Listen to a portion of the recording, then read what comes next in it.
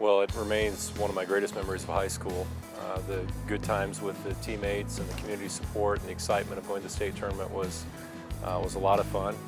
It's bittersweet at the same time because we're probably the only team in history, I suppose maybe, who lost in the semifinals in double overtime 2 years in a row and never got a chance to play for the championship. So the first round games were very exciting.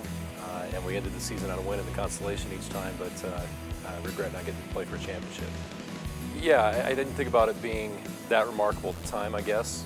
So it is surprising because there have been some pretty remarkable players that have gone through there through the years. You know, people like Rafe LaFrance and Nick Collison, people with long NBA careers, and so it's surprising from that standpoint, I guess. But pretty gratifying. Definitely a lot of fun to have something from 1983 still hanging around there. Well, I still get the opportunity to work with kids at camps and talk about rebounding, and I ask them to, you know, what makes a great rebounder, and the mindset, just the desire for the ball and the love of rebounding is the main thing. You can talk about technique, you can talk about anticipation and athleticism, all those things help, but the main thing is just wanting the basketball and just loving rebounding. I have been to Wells a number of times to watch games, and it's a very nice venue.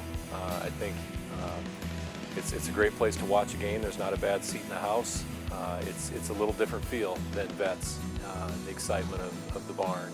To me, the state tournament kind of will always be Vets, even though I go and watch games in Wells and enjoy it. It really kind of amazes me when I cross paths with somebody and 30 years later, somebody remembers. And I don't think I look very much like I did back then. I'm a lot heavier, I'm a lot grayer. I definitely don't move like I used to, but people do remember, and it's surprising.